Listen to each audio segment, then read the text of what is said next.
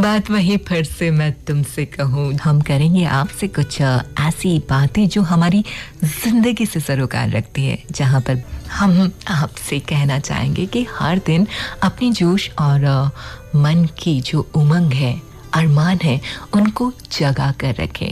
खुश रहिए। आपको पता है हमारा जन्म ही खुश रहने के लिए हुआ है, और जब हम बहुत ज़्यादा खुश रहते हैं ना, तो हम सुंदर दिखते हैं।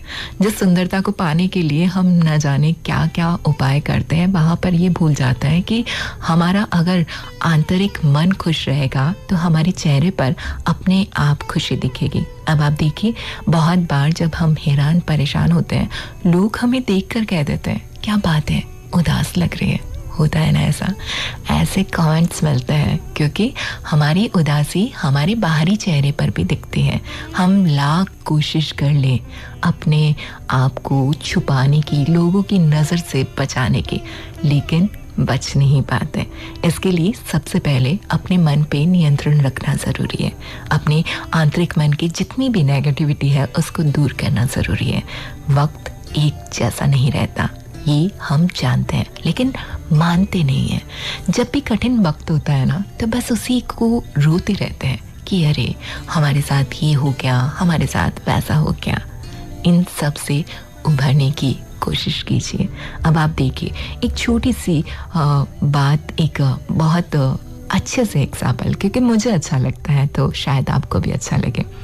जब हम खाना खाते हैं, भोजन करते हैं, तो जब थाली में 2 सब्जियां होती है, तो जाहिर सी बात है कि एक सब्जी का स्वाद दूसरी सब्जी से ज़्यादा होने की संभावना ज़्यादा रहती है।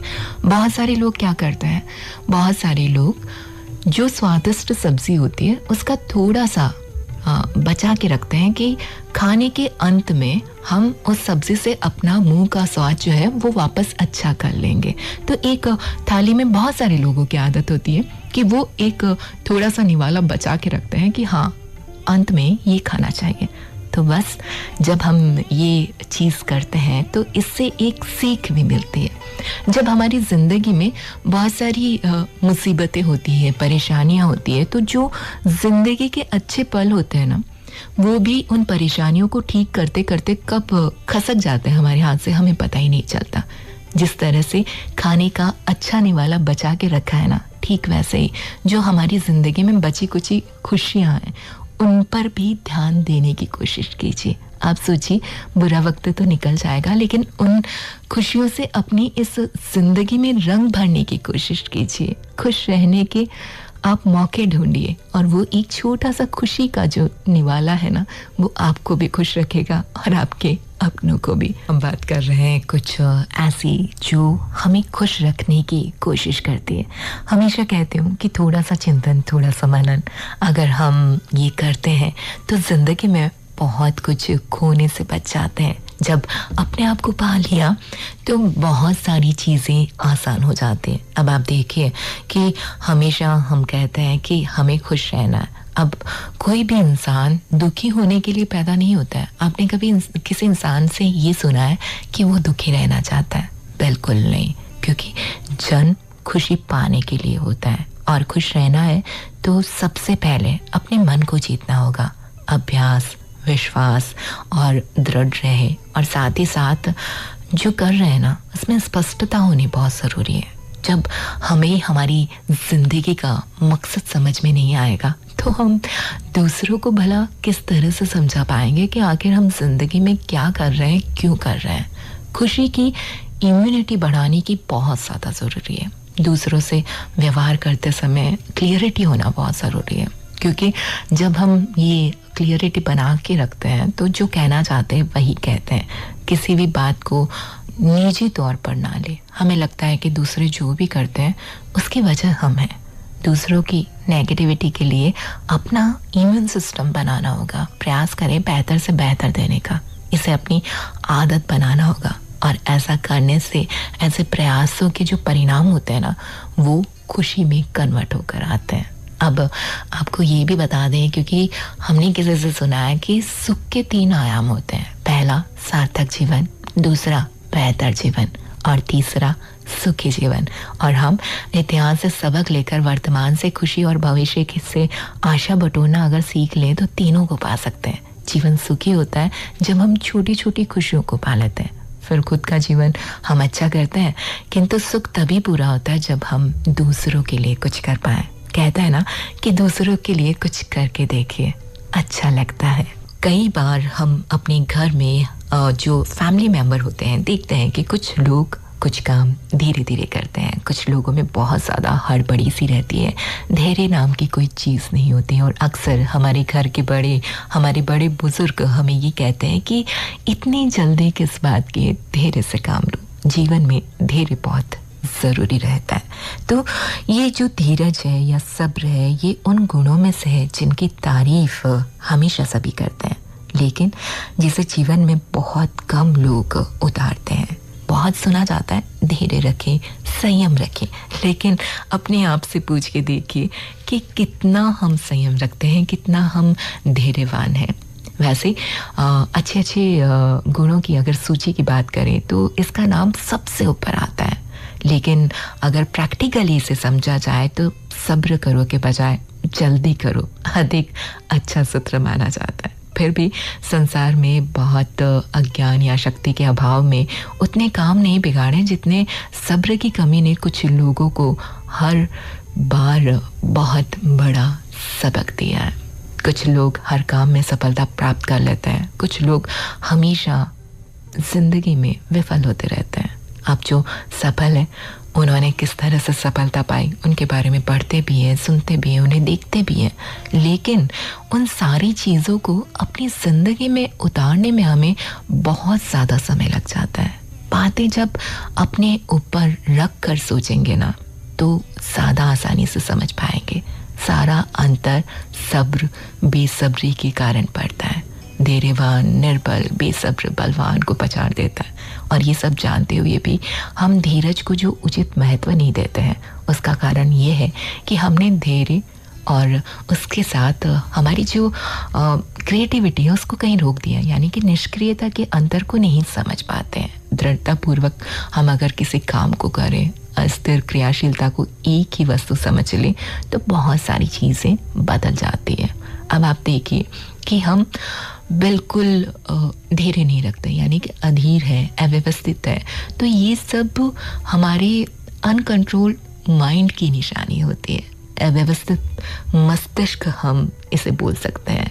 चुटकी बजाते हुए बस काम पूरा हो जाना चाहिए। आप देखिए घर में किसी ने बोला, काम हमें बताया, और उन्हें लगता है कि हमने वो काम अभी तक क्यों नहीं किया।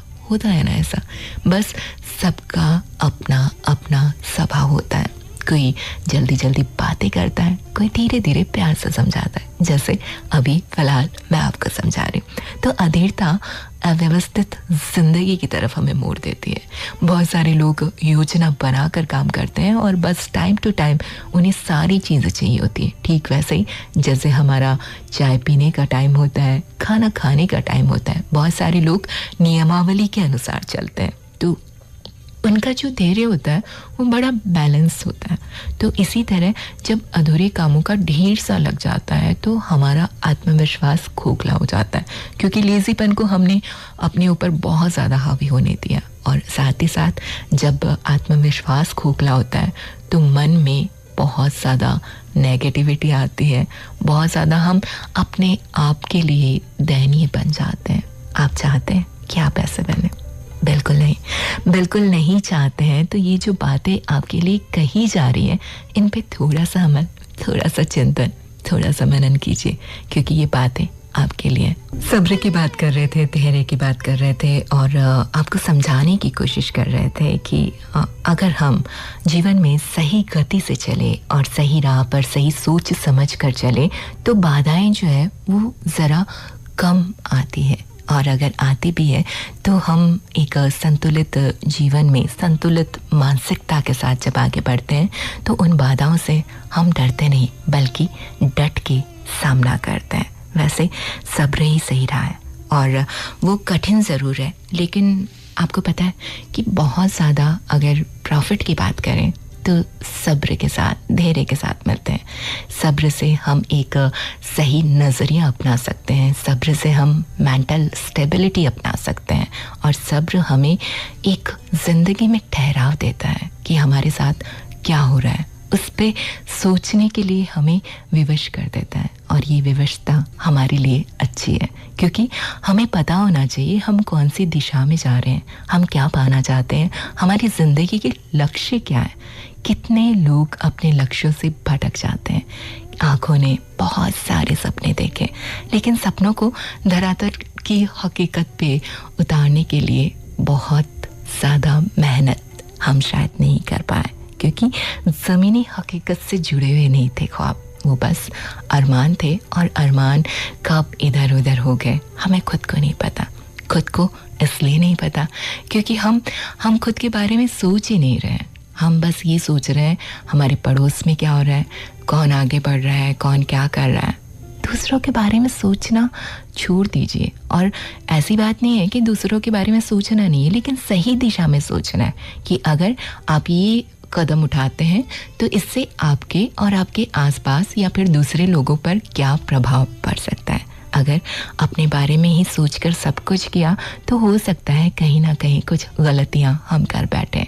जो भी सोचे समझे, एक बार उसकी काल्पनिक आप पूरी प्रोसेस अपने माइंड में चलाइए कि अगर मैंने ऐसा किया तो ऐसा करने से किसका घाटा, किसका फ़ायदा, और कौन कितना इससे आहत हो सकता है। ये सारी चीज़ें जो छोटी छोटी हैं, जिनको हम नज़रअंदाज कर देते हैं, और ये नज़रअंदाजी हमारी ज़िंदगी का नज़रिया बदल देता है, और हम ज़िंदगी में कहाँ पहुँचे हैं इसकी दिशा भी बदल देता है। दूसरों के पहलुओं को हम इमोशनली समझने की क्षमता तभी रखते हैं जब हमारे भीतर धैर्य होगा।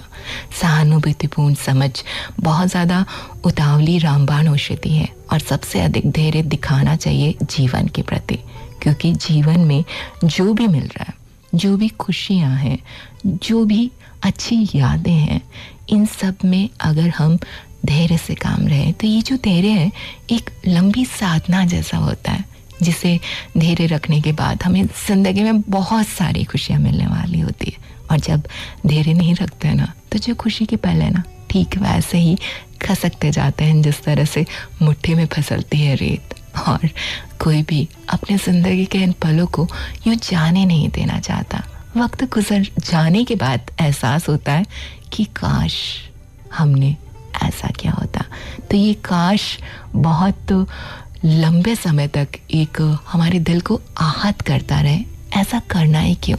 हम जब भी कुछ पलों को संजोने की कोशिश करें, अपने लिए जीने की कोशिश करें, अपनों के लिए जीने की कोशिश करें, और छोटे छोटे पलों को हम कुछ इस तरह से जिए जैसे कि हमेशा कहा है कि ये छोटे छोटे पल जब भी याद करें तो माथे पर शिकन की लकीरें नहीं, बल्कि एक प्यारी सी मुस्कान हो। बात कर रहे थे धैर्य की, धीरज की। बहुत सारी बातें ऐसी होती हैं जिसमें ये हमें रखना ही पड़ता है, क्योंकि अगर हम धैर्य नहीं रखें तो हमारा काम ही नहीं चलता। जैसे किसान बीज बोता है जब ज़मीन में, तो उसे धूप का, बारिश का, इन सब का धैर्य रखना पड़ता है कि जब धूप आएगी, बारिश आएगी, वो बीजों को उनके हवाले कर देता है। कुशल सर्जन की बात हो, टूटी हड्डी को वो जोड़ सकता है, लेकिन उसे फिर से स्वाभाविक रूप में लाने का काम शरीर खुद करता है, और उसमें समय लगता है। और इस तरह से हमारी जो सहनशीलता है, हमारी जो धीरता है, निराशा है, या फिर निष्ठुरता है, कुछ भी कहें, वो सारा जो हम आत्मविश्वास से, सफलता से, या फिर दृढ़ विश्वास से हम पैदा करते हैं या पैदा होते हैं, तो इन सब में धैर्यवान व्यक्ति जीवन संघर्ष में मान कर चलता है कि आपत्तियाँ या फिर विपदाएं ये दोनों आएगी। मेघ गर्जन भी होंगे, नीला आकाश में इंद्रधनुष भी अवश्य लहराएगा। तो ये सारी चीज़ें हम मान कर चले ना, तो हमें पता है कि हमने कर्म तो कर दिया है, लेकिन अब फल हमारे धैर्य के साथ हमें मिलेगा, सही समय आने पर मिलेगा, क्योंकि हम अपने हिस्से की मेहनत कर चुके हैं। अगर आपने कुछ भी नहीं किया और आप बैठे बैठे ये चाहते हैं कि हमें फल मिलता रहे, तो ऐसा तो मुमकिन नहीं है, क्योंकि असल जीवन आनंद का जो फल है ना, वो जीवन की डाली पर ही पकता है, और इसके लिए हमें मेहनत करनी है, खुश रहना है, खुश रखना है, क्योंकि यही हमारी ज़िंदगी है। ज़िंदगी में बहुत सारी प्रॉब्लम्स होती हैं। प्रॉब्लम्स क्रिएट भी तो हम ही करते हैं। हाँ, अगर हम ये कहें कि नहीं हम नहीं करते, कोई और हमारी ज़िंदगी में आकर प्रॉब्लम्स देकर चला जाता है, तो ऐसे इंसानों को आने का मौका भी हमने दिया है। कहते हैं ना कि किसी को अपनी ज़िंदगी पर इतना ज़्यादा हावी मत होने दीजिए कि उसके आचरण व्यवहार से हमारी जो मूड स्विंग्स हो, हम अपने आप पे आपा खो दें। ऐसा नहीं होना चाहिए। और वैसे बात किसी के आने जाने की नहीं है, बात एक आम तौर पर जो हमारी दिनचर्या है, ज़िंदगी है, इसमें कई ऐसे वाक़या हो जाते हैं जहाँ पर हमें लगता है कि हम बहुत सारी मुसीबतों से घिर चुके हैं, लेकिन आपको पता है सारी मुसीबतों के हल भी हमारे पास है। समझ में आया? नहीं समझ में आया? चलिए एक छोटा सा किस्सा सुनाते हैं। एक बार की बात है, एक बुजुर्ग एक गांव में रहते थे। उनकी सफ़ेद दाढ़ी और बाल दिव्यता का आभास कराते थे। पूरे गांव में सबसे बुद्धिमान उन्हीं बुजुर्ग को माना जाता था। बहुत सारे लोग अपनी बहुत सारी समस्याएं और बहुत सारे मसले लेकर उस बुजुर्ग के पास आते थे, जिनका वो बहुत अच्छे से समाधान भी करते। अक्सर लोगों की जो प्रॉब्लम्स थी वो एक जैसी होती थी। ऐसे ही एक दिन पूरा का पूरा गांव अपनी बहुत सारी प्रॉब्लम्स को लेकर उनके घर बैठा था। बुजुर्ग ने एक चुटकुला सुनाया। लोग उस चुटकुले पे हंसे। थोड़ी देर के बाद में उन्होंने वही चुटकुला वापस सुनाया। इस बार लोग हंसे, कुछ मुस्कुरा कर रह गए। तीसरी बार उन्होंने जब वही चुटकुला सुनाया तो कोई भी शख्स वहां पर हंस नहीं पाया, बल्कि हैरान होकर बुजुर्ग को देखने लगा। बुजुर्ग मुस्कुराया और बोला, जब आप एक ही चुटकुले पर बार बार नहीं हंस सकते तो एक ही प्रॉब्लम पर बार बार रो कैसे लेते हैं? क्योंकि हम अपनी प्रॉब्लम्स को इतना ज़्यादा, कहते हैं ना कि राई का पहाड़ बनाना या अपनी प्रॉब्लम्स को लेकर बैठ जाना, इस सारी प्रक्रिया में हम अपना चैन और सुकून खो देते हैं। परेशानियों का हल मिल भी चुका होता है, लेकिन हम उसे क्रियान्वित नहीं कर पाते हैं, क्योंकि हमने अपने आप पर मुसीबतों का बोझ इस कदर से ढाल लिया कि हमें सही गलती नहीं समझ में आ रहा। तो मुस्कुराते हुए आप अपनी ज़िंदगी के हर पल को समझने की कोशिश कीजिए। समाधान आपके भीतर, आपके आसपास और बहुत ही सहज मिल जाते हैं, लेकिन उसके लिए एक नज़र होना चाहिए, और नज़र से ही अच्छा सफल नज़रिया आपको आपकी मंजिल तक पहुंचाता है। आपने देखा होगा कि जब भी कोई काम बिगड़ जाता है, आप ऑफिस का उदाहरण ले सकते हैं, आप अपने घर का उदाहरण ले सकते हैं, आप अपने स्कूल कॉलेज का उदाहरण ले सकते हैं। जब भी कोई काम बिगड़ता है तो कोई भी इंसान आसानी से ये मानता नहीं है कि इस काम को मैंने बिगाड़ा है। हम हमेशा काम को बिगाड़ने के लिए दूसरे लोगों को खोजते रहते हैं कि हाँ इसने ऐसा कर दिया इसलिए ये हो गया। ब्लेमिंग करते हैं, बहुत ज़्यादा दोषारोपण करते हैं कि हाँ हमने तो कुछ नहीं किया, दूसरे ने ये किया। तो जब भी कोई काम हो तो आप उसकी जिम्मेदारी लेना सीखें। वो सही हो रहा है, गलत हो रहा है, उसकी सारी जिम्मेदारी आप सबसे पहले अपने ऊपर लें। हालांकि काम भले ही आपका टीम वर्क हो सकता है, लेकिन फिर भी इंडिविजुअली आप सारे काम की जिम्मेदारी अपने आप पर रखकर उस काम को शुरू करें, और फिर देखें कि किस तरह से आपका हर काम सफल होगा। जब कमियां, दोष और नज़रिए को ही हम नेगेटिव बना देते हैं ना, तो बहुत सारी चीज़ें बनते हुए बिगड़ने से लगती है हमारी ज़िंदगी में। हम आपसे कहना चाहेंगे कि अपने जीवन में सब्र धैर्य बनाए रखिए, वरना ये हमारी ज़िंदगी से बहुत सारी खुशियाँ छीन सकते हैं। और वैसे भी कहा है कि एक संतुलित मन के बराबर कोई भी तप नहीं है, संतोष के बराबर कोई खुशी नहीं है, और लोभ के बराबर कोई बीमारी नहीं है, और दया से बढ़िया कोई भी सदाचार नहीं है। तो ज़िंदगी में ये सारी अच्छी अच्छी बातें अपनाएं, और कहते हैं ना कि अपने दुश्मन से भी आप अच्छी चीज़ें ले सकते हैं। तो कई बार हम सामने तारीफ़ तो नहीं करते हैं, लेकिन हमें इस बात का एहसास होता है, बोध होता है कि हाँ इस इंसान ने ये काम बहुत अच्छा किया, तो आप भी कुछ अच्छा करने की कोशिश कीजिए और अच्छा हमेशा करके देखिए, अच्छा ही लगेगा।